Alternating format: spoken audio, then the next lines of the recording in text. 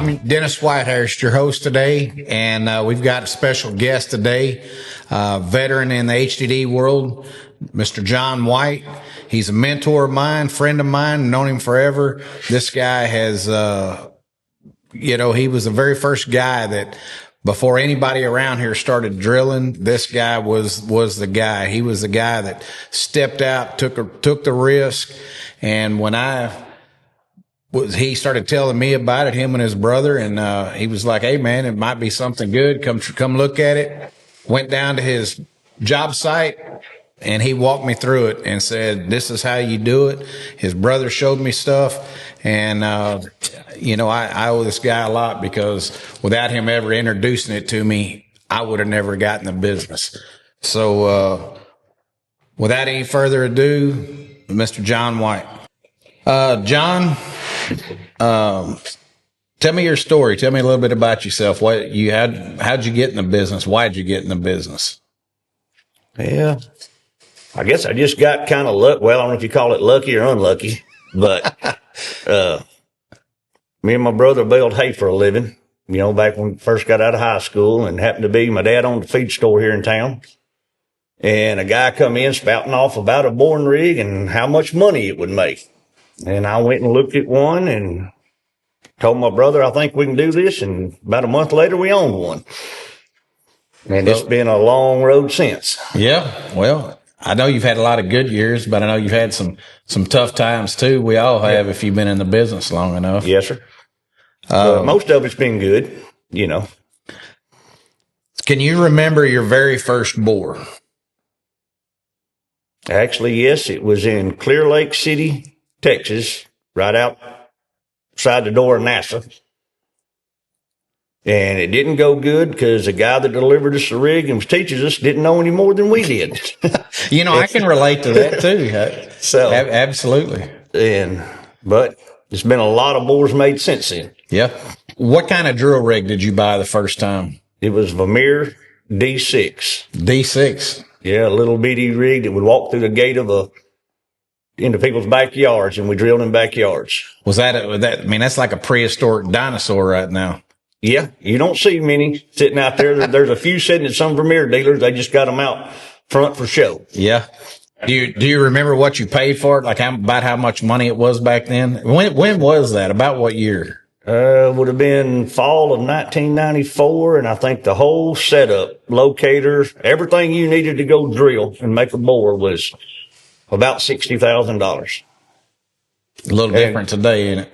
Yeah, but at that time, that was a lot of money to a couple of country boys. Oh, yeah. Never been out of Winsboro, Texas. What does a typical day look like when you're out drilling? What does a typical day look like? Or is there really not such a thing as a typical day? Yeah, man, that's a hard one to answer, really, Dennis. Most days you just go out there, most of it's repetitive, but you've been on enough bores to know that they're all a little bit different. Yeah. Like, well, I do, every bore, most of it's repetition every day, but then there's always something a little bit different. You don't ever know if the ground's going to change or what's going to be different, but there's always something. Oh, yeah, no doubt. Do you remember looking back on any particular bore that taught you a big lesson? Because I know I've had some kick my ass, and I'm like, man, if I'd have known this then, what I know now. Probably not one particular bore, because I tell people all the time, I've been doing this, most of my life, 30 years, and I learn something new every day I'm out there. Yeah, I agree with that.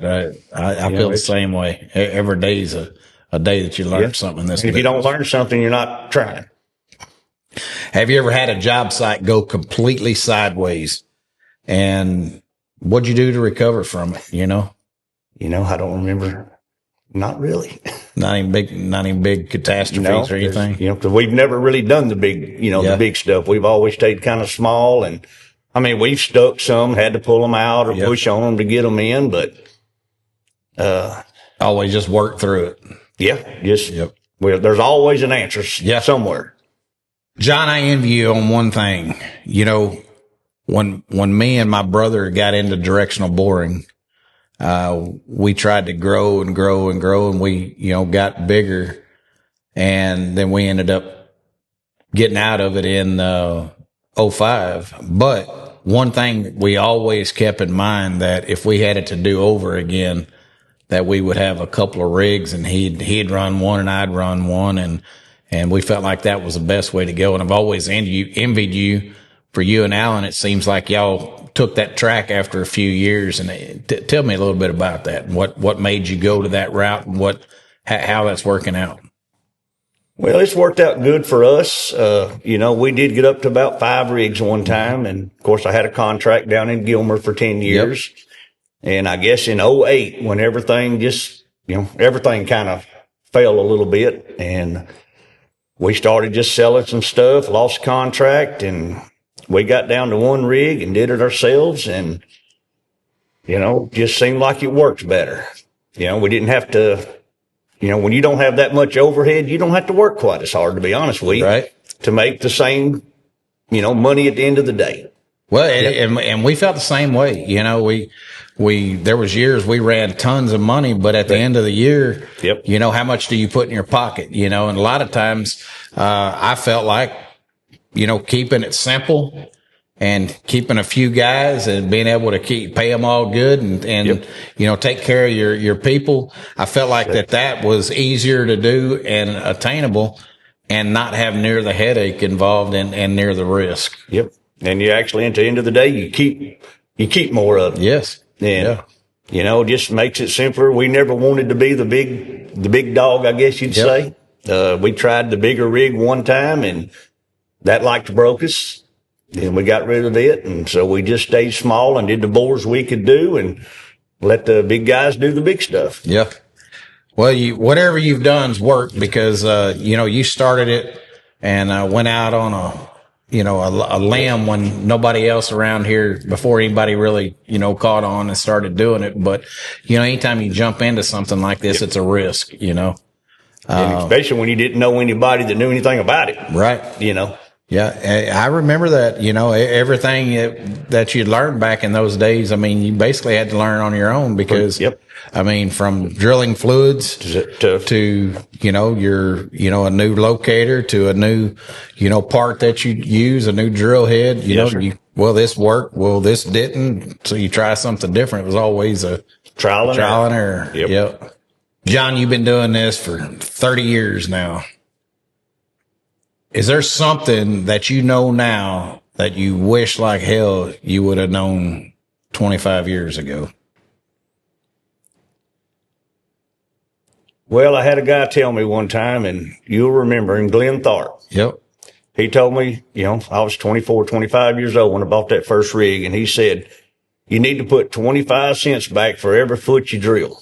And guess what I didn't do? And I wish I'd have done it today. Yeah. Hey. That's a good lesson learned, because I pretty much did the same thing, went the same route, and I didn't put mine back either. So yeah, Glenn had a lot of good input on everything. Yes, he did. I have to say, the guy was a legend around here, and he put a lot of small guys into business and got them a rig, and he could get us financed when we probably shouldn't have been able to get financed. It was a great guy. Find you a job. Yep. If you could give a piece of advice to a new guy coming into the business these days, what would it be?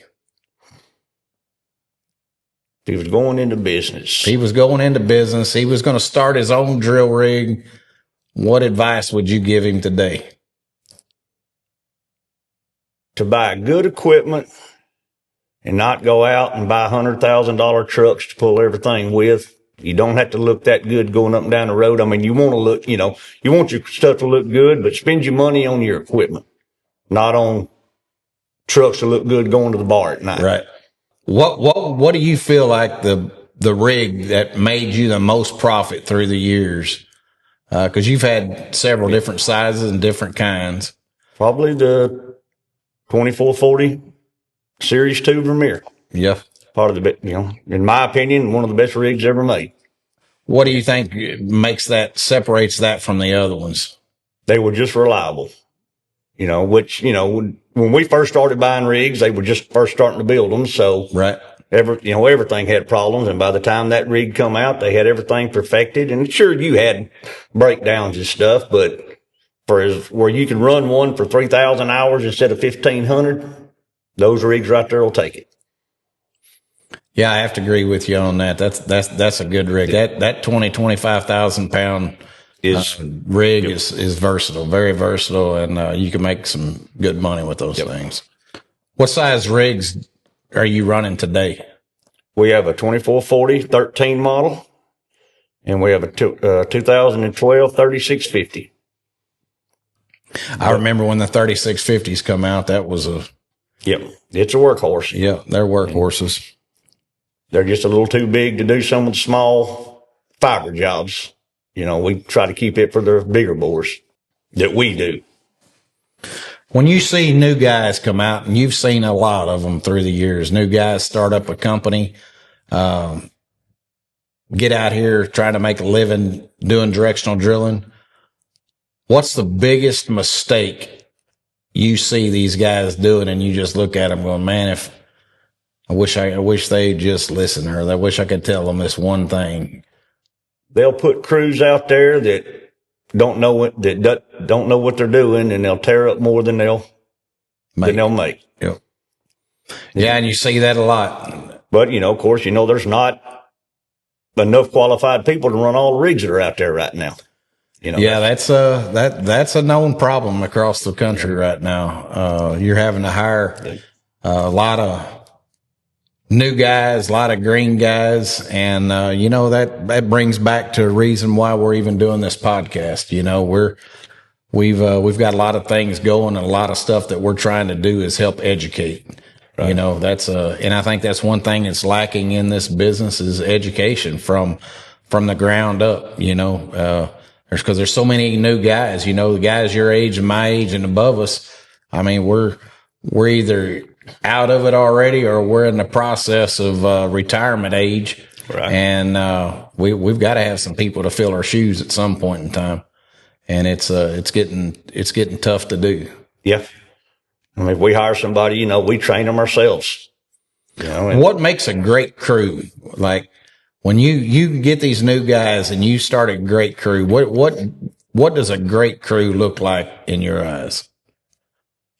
One that once they've learned, what's supposed to be done, you don't have to tell them ever to put their left foot in front of the right foot.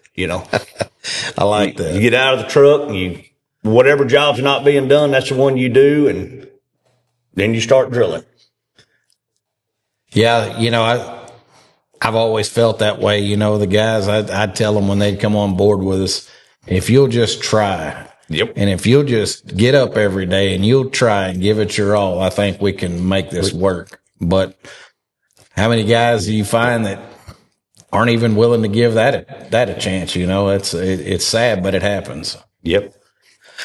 John, one thing about you that I feel like is different from other drillers out there and a lot of companies out there is somehow you've been able to handpick your guys and train them the way you needed them trained, and you've been able to hold on to them for many, many years.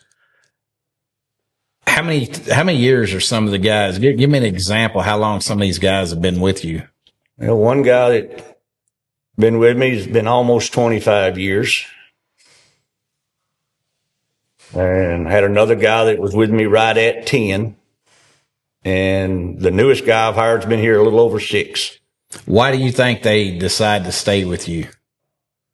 Because I feel like this is important to other people, because there's a reason why they want to stay with John White. I really don't know the answer to that, Dennis. I mean, I try to pay my guys good. I try to give them some home time, which is very important. And I guess it doesn't work for a lot of people, but most of them are personal friends of mine. Yeah. I'm actually friends with the guys that work for me. But, you're looking at a 4 to 5 man crew, not 30 or 40 guys out there every day. And, you just touched on a deal that I think is very important, and I think is a problem in this industry. I don't think a lot of guys get to come home enough, and I think that's that's a problem because number one, it creates a problem that you're not able to retain your employees because they get tired of, staying out 4, 5, 6 months at a time, year at a time. And, I know when I was out on the road, there was a lot of divorces that happened because guys weren't coming home a lot. And we actually got our guys home every 3 or 4 weeks, but it still created problems. And it takes a special bond between, women and their husbands to deal with the road life. And John, you've dealt with the road life your whole life. Tell me about it. How tough has it been on you at times? It's been tough at times. The first 15 years, we really stayed pretty close to home. Mm-hmm. And I guess we're kind of fortunate when, in 11, when we went to North Dakota, mine and my brother's wives actually got to go with us. Yeah, that's awesome. We didn't leave them. We bought places in Wyoming and we bought campers so they could go on the road instead of living in motels. And I think the campers are what makes life on the road the easiest instead of living in a motel. Well, I've never done the camper, but I can believe there's got to be a better way than a hotel because those walls in a hotel close in on you and it gets monotonous. Oh, yeah. To say the least. I spent a lot of time in them, but we try not to do it anymore. Is there a company or a driller that you just really admire? A company or a driller? Anyone in particular that you can think of through the years that you've met, watched, that you just really admire? I think if you want to talk about a driller, I'd have to say my brother. Yep. I mean, I've watched him for 30 years, and as far as I'm concerned, he's as good as there is on a drill rig. And I have to agree with that. Him and my brother have a lot in common. I believe they could sit on those things and deal with them for 12 hours a day, every day, and never think one thing about it. And it would absolutely drive me insane. Oh, if I had to sit on one for 2 or 3 hours, I'm upset. Yeah. I think that's the way me and you were a lot alike, and George and Alan were a lot alike in those aspects, I was always the one trying to run, make sure we had work, make sure we had everything lined up, and you was doing the same, What about a company? Is there any company or any sales guy out there? I know Glenn Tharp had a special place in your heart. I mean, the guy helped you get going in the beginning I don't know how you felt. You was in a little better financial situation than what I was. Well, I don't know about that. I build hay for a living, man. So yeah. But, it was just Glenn somehow, some way was able to, get us financed. And that was he was one of a kind. That's for sure. Yeah. And he probably did more to help me than anybody. Oh, yeah. Starting off. I remember Glenn Tharp. We was on a job. This was when they first come out with Railhead, and they were having trouble with the Railhead breaking off. And we was in Kansas City on a big job up there, and we was having to use Railheads. And I'd call him and be like, Glenn, we broke another one off. He'd be like, send me the nub. We got to have the nub. Mm-hmm. So I'd keep the nub, and he'd have another one. And we was having so much trouble with these Railheads, and he came to Kansas City and he told me, he said, Dennis, don't give up on it. They're perfecting it. We'll get these things right. Just stick with us. And sure enough, they got them right and figured out what the problem was. And, but Glenn didn't sit in East Texas trying to help us figure it out. He came to Kansas City, and I think that's separation from a great salesman to just an average salesman out here. They take care of their people.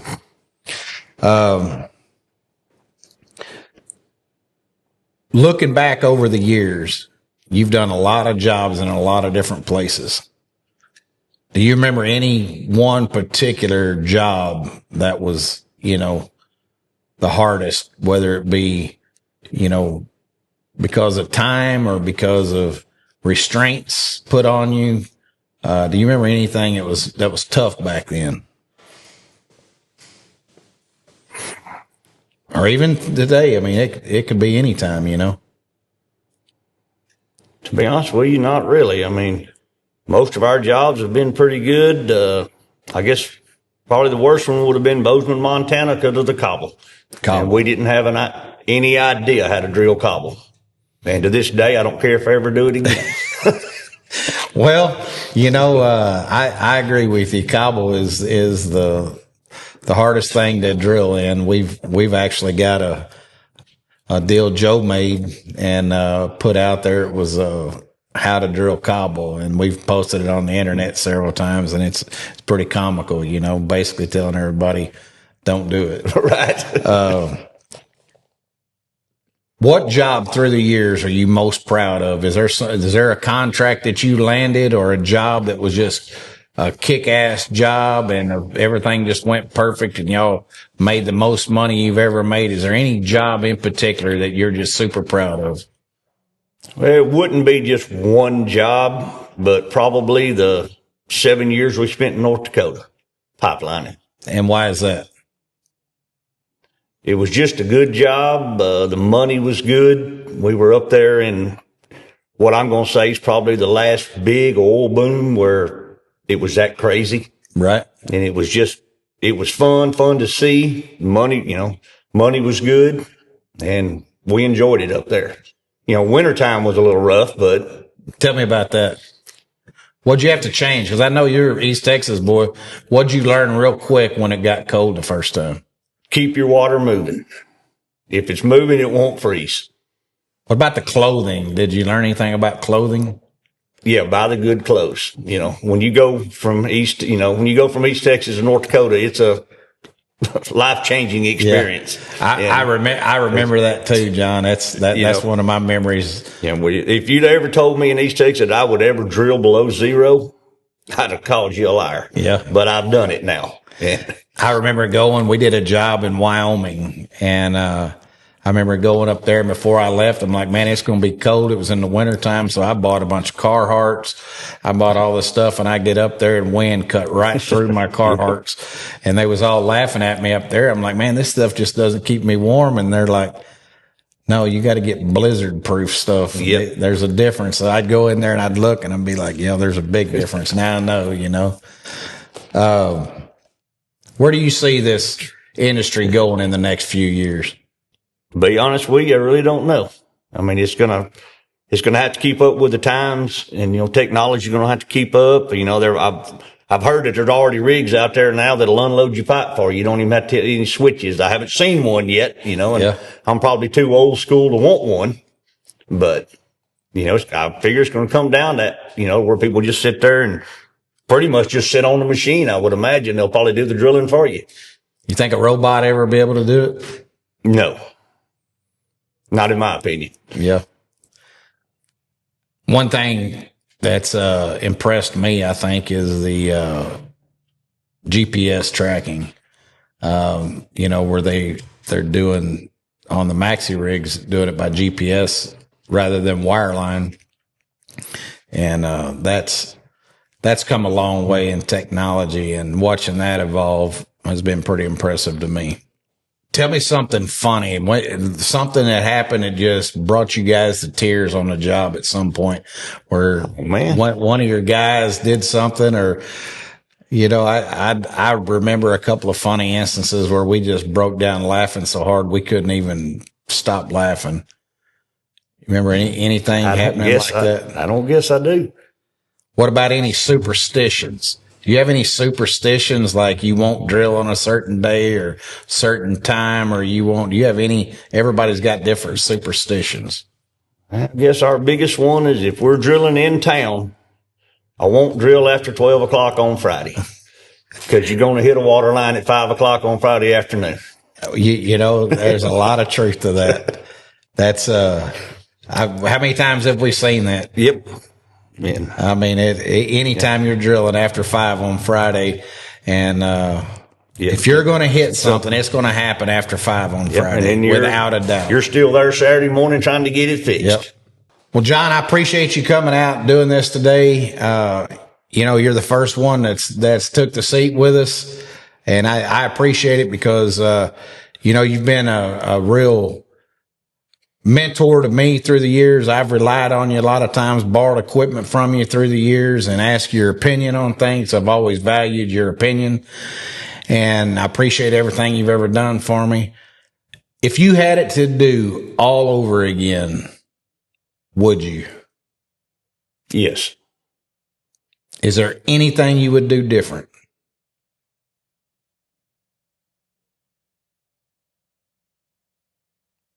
I probably would have run the road more younger when everybody was out on the road and we were sitting here in East Texas making a good living, but there was more money to be made out there on the road, but we wanted to be home.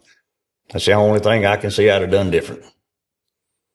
Well, that says a lot, because I chose the other path, and it's caused a lot of heartaches in a lot of ways with a lot of people. So, I see the pros and cons to both of it. So I can appreciate your opinion on that, and I can appreciate why you didn't chase it all those years, because it's tough on the road. I don't think people realize how tough it is, and the what you give up, and what you give up in life in general to go on the road to chase the money, and because that's the only reason we're out there doing it is to make a living and be better today than what we were yesterday.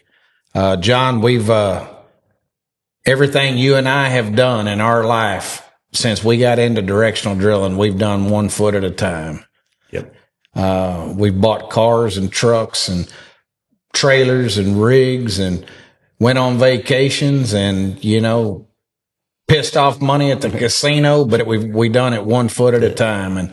And I think if there's one thing in common, regardless if you're running a ditch witch rig or a Vermeer rig, or you're running a backhoe or a track hoe, or what side of the business you're in, we can all have that one common denominator that we done it 1 foot at a time. And, that's what brought us together here today. And I just appreciate you being here. And I know you don't like the camera. I know you don't like your picture taken, but, it makes me feel good that you was willing to step into the spotlight with me for a second and, let me, number one, learn a little bit about this, and number two, show you a little bit of appreciation for what you done for me. Yeah. I appreciate you having me and letting me be your guinea pig. Yep. Hey, appreciate it, John. Thank you, Dennis.